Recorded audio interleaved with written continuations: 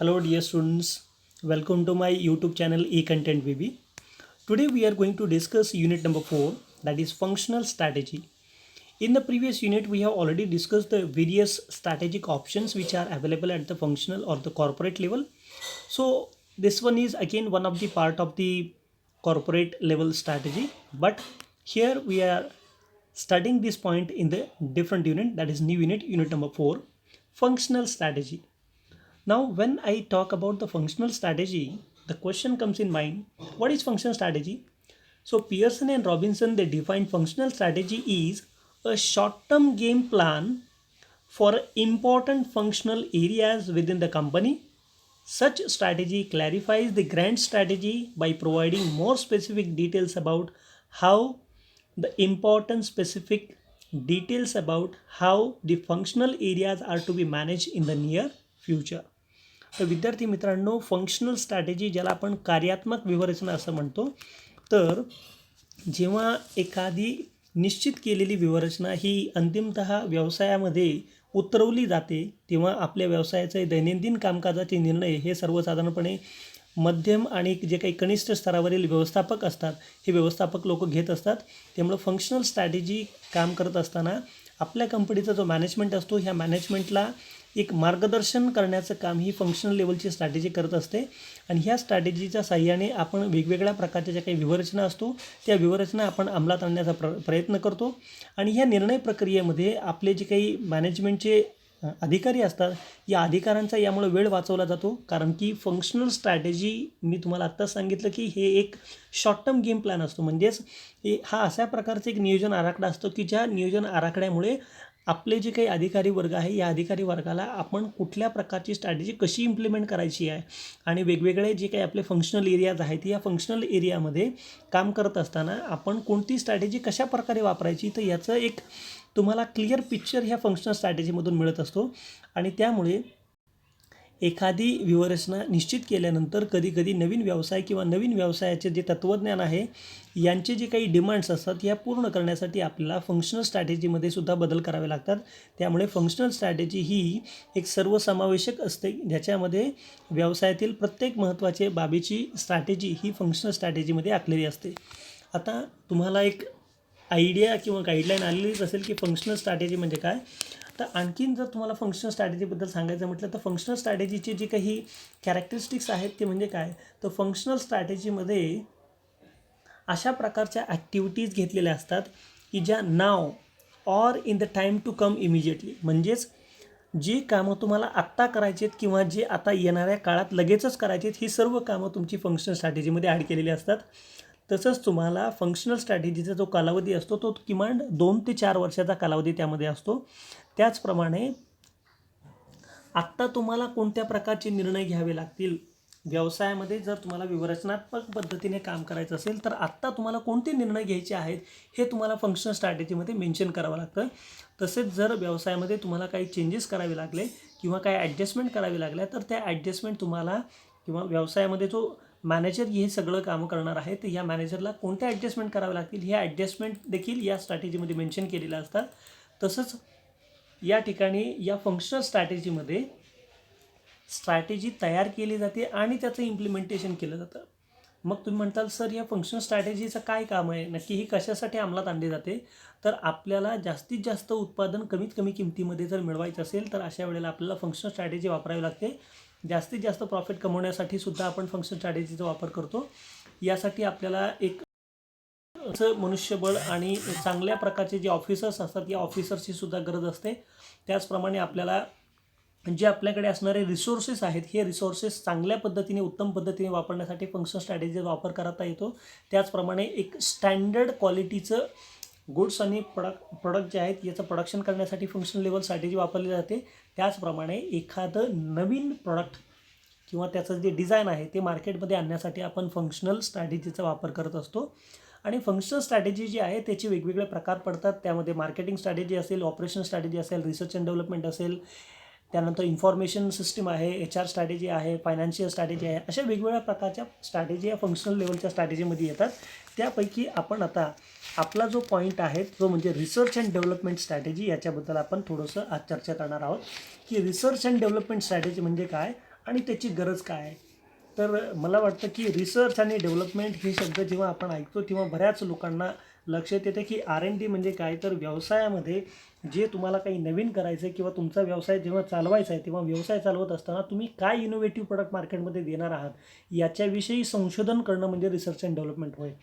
तर व्यूहरचना जेव्हा अंमलबजावणीमध्ये आणण्यात येते तेव्हा अंमलबजावणीमध्ये आणताना संशोधन आणि विकास हा अंमलबजावणीचा आणि डायव्हर्सिफिकेशनचा मूळ बेस मानला जात असतो. त्यामुळे रिसर्च अँड डेव्हलपमेंट हे एक कॉम्पिटिटिव्ह स्ट्रॅटेजी म्हणून वापरली जाऊ शकते. म्हणून रिसर्च अँड डेव्हलपमेंट स्ट्रॅटेजीची जी गरज आहे ती गरज मी या अशा प्रकारे तुम्हाला सांगू शकतो. नंबर 1 याची गरज आहे ती म्हणजे काय. तर ज्या व्यवसाय संस्था किंवा जे बिझनेसेस रिसर्च अँड डेव्हलपमेंटमध्ये खूप सारी इन्व्हेस्टमेंट करतात कारण की त्यांना असं वाटतं की ही गुंतवणूक आपल्याला काही कॉम्पिटिटिव्ह ॲडव्हान्टेज म्हणून देईल.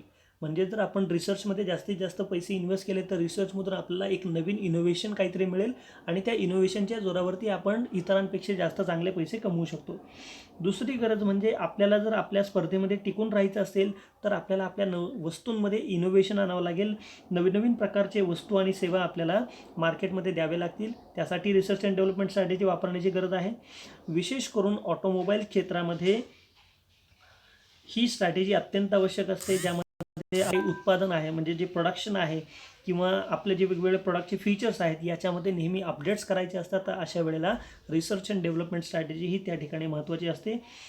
त्याचप्रमाणे ऑटोमोबाईलप्रमाणे इलेक्ट्रॉनिक क्षेत्रामध्ये सुद्धा कमीत कमी खर्चामध्ये चांगले प्रोडक्ट्स आपल्याला अवेलेबल करून द्यावे लागतात. त्यासाठी सुद्धा रिसर्च अँड डेव्हलपमेंट स्ट्रॅटेजी वापरता येते. आता वेगवेगळे जे व्यवसाय आहे या व्यवसायांना सुद्धा मदत व्हावी म्हणजेच आपला व्यवसाय काम तर करतोच आहे परंतु या व्यवसायाला मदत व्हावी म्हणून सुद्धा तुम्हाला रिसर्च अँड डेव्हलपमेंट स्ट्रॅटेजीची गरज असते. आता उदाहरण जर सांगायचं म्हटलं तर नवीन तुमचं जे प्रोडक्शन आहे ते प्रोडक्शन मार्केटमध्ये चालणार आहे किंवा नाही आहे ह्याच्यासाठी तुम्हाला रिसर्च अँड डेव्हलपमेंट स्ट्रॅटेजी लागते. त्याचप्रमाणे तुमच्या वस्तूमध्ये जर काही चेंजेस करायचे असतील तर नक्की कोणते चेंजेस केले पाहिजेत, काय चेंजेस केले पाहिजेत याच्यासाठी तुम्हाला रिसर्च अँड डेव्हलपमेंट स्ट्रॅटेजी वापरली पाहिजे. आणि ज्या ठिकाणी नवीन वस्तू ही बाजारपेठेमध्ये तुम्हाला आणायची असेल आणि त्या नवीन वस्तूला बाजारपेठेमध्ये ओळख द्यायची असेल आणि त्या वस्तूमधील काही बदल घडवायचा असेल तर अशा ठिकाणी तुम्हाला रिसर्च अँड डेव्हलपमेंट ही स्ट्रॅटेजी वापरावीच लागेल. त्याचप्रमाणे तुमची कंपनी ही अतिशय ॲडव्हान्स्ड आहे, इनोव्हेटिव्ह आहे आणि टेक्नोसेव्ही आहे. तर अशा प्रकारची तुमची कंपनी होण्यासाठी सुद्धा तुम्हाला रिसर्च अँड डेव्हलपमेंटची गरज असते. त्याचप्रमाणे वेगवेगळ्या नवीन संकल्पना, नवीन कल्पना ह्या ज्या बाजारपेठेमध्ये तुम्हाला नवीन आणायच्या असतात ज्याच्यामध्ये तुम्हाला रिस्क खूप असते. तर अशा प्रकारचे रिस्क घेऊन जेव्हा तुम्ही इनोव्हेटिव्ह प्रोडक्ट मार्केटमध्ये आणता तेव्हा तुम्हाला हे करण्यासाठी रिसर्च आणि डेव्हलपमेंटची गरज भासते. रिसर्च आणि डेव्हलपमेंटशिवाय तुम्ही हे सर्व गोष्टी करू शकत नाही आणि म्हणून रिसर्च अँड डेव्हलपमेंट स्ट्रॅटेजीची आपल्याला गरज आहे. आता आपण पाहणार आहोत की रिसर्च आणि डेव्हलपमेंट स्ट्रॅटेजी ही कशी प्रकारे तयार केली जाते किंवा ही कशी अंमलात आणली जाते. तर formulating R&D strategy is as follows. So here you can see how we can formulate the research and development strategy. Number 1, कोणत्याही प्रकारचं तुम्हाला रिसर्च म्हणजे संशोधन आणि विकास करायचं असेल तर सगळ्यात पहिल्यांदा तुमच्याकडे रिसर्च करण्यासाठी एक चांगली कल्पना असली पाहिजे. म्हणजेच तुमच्याकडे काय असलं पाहिजे तर एक आयडिया असली पाहिजे, इनोव्हेटिव्ह आयडिया असली पाहिजे ती पण. म्हणजेच तुम्हाला रिसर्च अँड डेव्हलपमेंट चालू करण्यासाठी तुम्हाला एक आयडिया इनोव्हेशन किंवा इनिशिएशन करावं लागेल. ज्याच्यामध्ये आपण म्हणतो की तुम्हाला एक नवीन कल्पना आणावी लागेल बाजारामध्ये. तर नवीन कल्पना म्हणजे काय, तुम्हाला नवीन शोध घ्यावा लागेल किंवा एखादी जर समस्या मार्केटमध्ये असेल तर ती समस्या तुम्हाला दूर करण्यासाठी त्याच्यावरती वेगवेगळ्या प्रकारचे उपाय तुम्हाला शोधावे लागतील. आणि ह्या ज्या काही नवीन कल्पना आहेत तर ह्या कल्पनांची जेव्हा तुम्ही सुरुवात करणार आहात तेव्हा ह्या कल्पनांची सुरुवात करताना तुमचं जे काही बिझनेस ऑर्गनायझेशन आहे तर तुमच्या बिझनेस ऑर्गनायझेशनकडे ज्या गोष्टी नाहीत त्या गोष्टी तुम्ही बाजारपेठेमध्ये आणण्याचा प्रयत्न करणार आहात. म्हणजेच तुमचं या ठिकाणी मुख्य जो उद्दिष्ट आहे तो म्हणजे काय की बाजारपेठ स्थितीवरती लक्षणीय अशा दीर्घकालीन परिणाम घडवून आणणारे संशोधन तुम्हाला करावं लागेल आणि नवीन उत्पादने किंवा त्याची जी प्रोसेस आहे ती प्रोसेस तुम्हाला पूर्ण करावी लागेल. यासाठी तुम्हाला निर्मितीक्षम आणि अंतःप्रेरणेने समस्या सोडवण्यासाठी कौशल्य आवश्यक आहेत. म्हणजे तुम्हाला नवनवीन स्किल्स तुमच्याकडे असणं गरजेचं आहे. ज्या स्किल्सचा वापर करून तुम्ही अशा प्रकारची इनोव्हेटिव्ह प्रोसेस तुमच्या कंपनीमध्ये राबवू शकता आणि नवीन प्रोडक्ट तुम्ही मार्केटमध्ये आणू शकता. म्हणजेच बिझनेसमध्ये सध्याला मार्केटमध्ये ज्या समस्या आहेत त्या समस्यांवरती मात करून जर तुम्ही एक नवीन प्रॉडक्ट मार्केटमध्ये लॉन्च केलं तर मात्र तुम्हाला एक चांगली कल्पना तुम्ही मार्केटमध्ये आणलेली आहे. म्हणजे तुम्हाला रिसर्च अँड डेव्हलपमेंट स्ट्रॅटेजीमध्ये एक सुरुवात झाली असं म्हणायला हरकत नाही. आता यातला दुसरा जो टप्पा असतो तो म्हणजे काय, तर आपली जी आयडिया आहे त्याचं इम्प्लिमेंटेशन करावं लागेल. म्हणजे पहिल्यांदा तर तुम्हाला मार्केटमध्ये काय प्रॉब्लेम आहे हा समजून घ्यावा लागेल किंवा एखादं नवीन इनोव्हेशन मार्केटमध्ये आणावं लागेल. आणि दुसरं म्हणजे तुम्हाला ते कल्पना वापरावं लागेल. म्हणजेच ही कल्पना जेव्हा तुम्ही प्रत्यक्षात वापरणार आहात तेव्हा तुम्ही जी नवीन आयडिया शोधलेली आहे याचा संबंध तुमच्या बाजारपेठीशी आहे का नाही हे तुम्हाला शोधावं लागेल. म्हणजेच तुम्ही जी नवीन निर्मिती करून पाहताय ती इम्प्लिमेंट मार्केटमध्ये होऊ शकते का. जर ही नवीन कल्पना तुमची मार्केटमध्ये इम्प्लिमेंट झाली तर आत्ता सध्याला ज्या लोकांना हे इनोव्हेशन माहिती आहे किंवा माहिती नाही, तर ह्यासाठी आपली कंपनी कॉम्पिटेबल आहे का, की अशा प्रकारचं नवीन इनोव्हेशन जर मार्केटमध्ये आणलं तर. आणि जर असेल तर आपलं जे काही प्रायमरी ऑब्जेक्टिव्ह आहे तर ते प्रायमरी ऑब्जेक्टिव्ह असं असायला पाहिजे की ही नवीन संकल्पनेचा आपल्याला विकास करायचा आहे, त्याचप्रमाणे त्याचं उत्पादन देखील करायचं आहे आणि ते बाजारपेठेमध्ये आणायचं आहे. यासाठी तुम्हाला नवीन जी कल्पना आहे त्या कल्पना आणाव्या लागतील, त्या कल्पनेमध्ये येणाऱ्या अडचणी असतील त्या अडचणी दूर कराव्या लागतील, त्या अडचणी दूर करण्यासाठी तुम्हाला वेगवेगळ्या प्रकारची टेक्नॉलॉजीचा वापर करावा लागेल. अशा प्रकारे उपयोगी पडणारी जी माहिती तुम्हाला लागणार आहे ती माहिती तुम्हाला वेगवेगळ्या प्रकारची सुद्धा लागू शकते आणि अशा प्रकारे तुम्ही चांगल्यात चांगल्या प्रकारची एक बाजारपेठेमध्ये जी कल्पना जास्तीत जास्त चालू शकते अशी कल्पना तुम्ही बाजारपेठेमध्ये आणू शकता.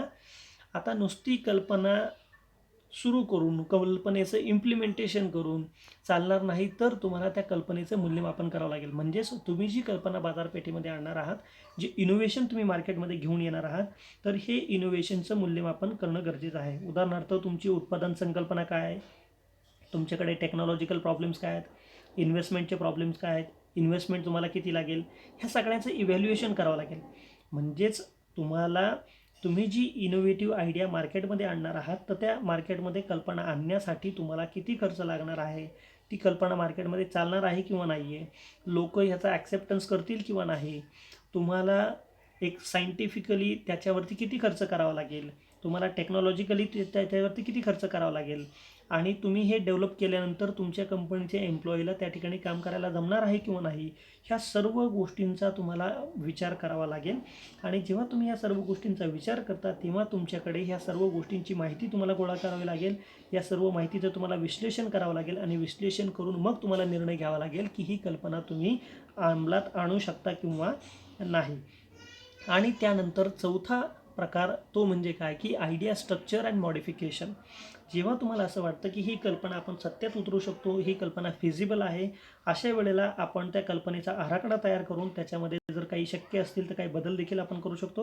म्हणजे कल्पना, आराखडा आणि सुधारणा हे एखाद्या कार्यक्षम उत्पादन आणि प्रक्रिया निर्माण करण्याच्या लक्ष्याशी संबंधित असते. आता जो तुमचा आयडियाजचं जे स्ट्रक्चर आहे ते जे स्ट्रक्चर तुम्ही या ठिकाणी स्ट्रक्चरमध्ये तुम्हाला काही चेंजेस करायचे असतील तर तुम्ही त्या ठिकाणी चेंजेस करू शकता. म्हणजेच तुमचं जे काही टेक्निकल ऑब्जेक्टिव्ह आहे किंवा त्याच्यावरती तुम्ही जो काही खर्च करणार आहे तर ह्याच्यामध्ये तुम्हाला वेगळी काही तुम्ही निर्मिती करू शकता का, आणि जर तुम्ही निर्मिती करू शकत असाल तर त्याचं सॅम्पल तुम्ही टेस्टिंग करणार आहात का, आणि टेस्टिंग केल्यानंतर तुम्हाला त्यामधून काही फीडबॅक जर आलेले असतील तर मात्र ह्या फीडबॅकनुसार तुम्हाला ह्या वस्तूमध्ये काय मॉडिफिकेशन करायचं आहे हे ठरवून ही वस्तू मार्केटमध्ये कशा प्रकारे डिस्ट्रीब्यूट करायची आहे, ह्याचं कॉस्टिंग किती असणार आहे, याचं मार्केटिंग कशा प्रकारे करायचं आहे, याला पॅकिंग कसं करायचं आहे, याची डिझाईन कुठली ठेवायची आहे, ह्या सर्व गोष्टी आपण आयडिया स्ट्रक्चर आणि मॉडिफिकेशन या संदर्भामध्ये करत असतो. आणि जर उद्या ह्या प्रोडक्टला जास्तीत जास्त मागणी आली तर आपण ती मागणी पूर्ण करू शकतो का, याचं देखील आपण भान ठेवणं गरजेचं आहे. म्हणजेच अशा प्रकारे आपणाला आवश्यक असणारी रिसर्च अँड डेव्हलपमेंट स्ट्रॅटेजीचा वापर करून कॉम्पिटिटिव्ह ॲडव्हान्टेज मिळवू शकतो आणि त्याप्रमाणे आपल्याला वेगवेगळ्या प्रकारचे बेनिफिटसुद्धा मिळू शकते. म्हणजेच आपल्या कंपनीमधलं जे टॉप मॅनेजमेंट आहे या टॉप मॅनेजमेंटला ही व्यूहरचना पटली पाहिजे आणि ही व्यूहरचना त्यांनी जर का चांगल्या प्रकारे इम्प्लिमेंट केली, समजून घेतली, तर मात्र त्यांना त्यांचं जे रिसर्च अँड डेव्हलपमेंट आहे याचं स्किल आणि तुमचे कंपन्यांच्या कर्मचाऱ्यांकडे असणारं स्किल या दोघांचा वापर करून एक मिश्र पद्धतीने तुम्ही ज्या वेगवेगळ्या समस्या तुम्हाला इम्प्लिमेंटेशनमध्ये येणार आहेत त्या समस्या तुम्ही सोडवू शकता आणि रिसर्च अँड डेव्हलपमेंट स्ट्रॅटेजीचा वापर करून आपण आपल्या कंपनीमध्ये इनोव्हेशन्स नवीन नवीन जे काही करता येईल कंपनीला, जेणेकरून आपल्या कॉम्पिटिटरकडे जी गोष्ट नाही आहे ती गोष्ट आपण जर आधी केली तर आपल्याला मार्केटचा जास्तीत जास्त फायदा होऊ शकेल, म्हणजे आपण कॉम्पिटिटिव्ह ॲडव्हान्टेज घेऊ शकतो. यासाठी मी तुम्हाला एक सिंपल उदाहरण सांगेल. जेव्हा नोकियाने असं ठरवलं की आपण डबल सिमचा फोन बाजारपेठेमध्ये आणायचा, त्यावेळेला सॅमसंगने त्यांनी तो फोन लॉन्च करण्याआधीच यांनी हे नवीन जे काही ड्युअल सिमचं जे प्रॉडक्ट होतं ते प्रॉडक्ट त्यांनी लॉन्च केलं आणि त्याचबरोबर त्यांनी टेक्नॉलॉजिकल म्हणजे अँड्रॉइड ही सिस्टम ॲक्सेप्ट केली, परंतु नोकियाने अँड्रॉइड ॲक्सेप्ट न केल्यामुळे नोकिया ही कंपनी मागे राहिली. म्हणजेच त्यांनी रिसर्च अँड डेव्हलपमेंटमध्ये ते कुठंतरी कमी पडले असं आपल्याला म्हटलं तरी वावगं ठरणार नाही. तर असा हा आजचा आपला पॉईंट होता, ज्याच्यामध्ये आपण फंक्शनल स्ट्रॅटेजी आणि फंक्शनल स्ट्रॅटेजीमध्ये आपण रिसर्च अँड डेव्हलपमेंट स्ट्रॅटेजी, त्याची गरज काय आणि ती कशाप्रकारे फॉर्म्युलेट करायची हे आज आपण या ठिकाणी पाहिलेलं आहे. जर तुम्हाला या व्हिडिओमध्ये कुठल्याही प्रकारची शंका किंवा प्रश्न असतील तर कृपया तुम्ही आपल्या गुगल क्लासरूमवरती प्रश्न विचारू शकता. जर तिथे शक्य नसेल तुम्ही वैयक्तिक फोन करू शकता किंवा आपल्याकडे चॅटबॉक्स आहे त्या चॅटबॉक्समध्ये सुद्धा तुम्ही कमेंट करू शकता. आणि जर तुम्हाला हा व्हिडिओ आवडला असेल तर आपल्या चॅनलला सबस्क्राईब करा, व्हिडिओला जास्तीत जास्त लाईक करा. थँक्यू.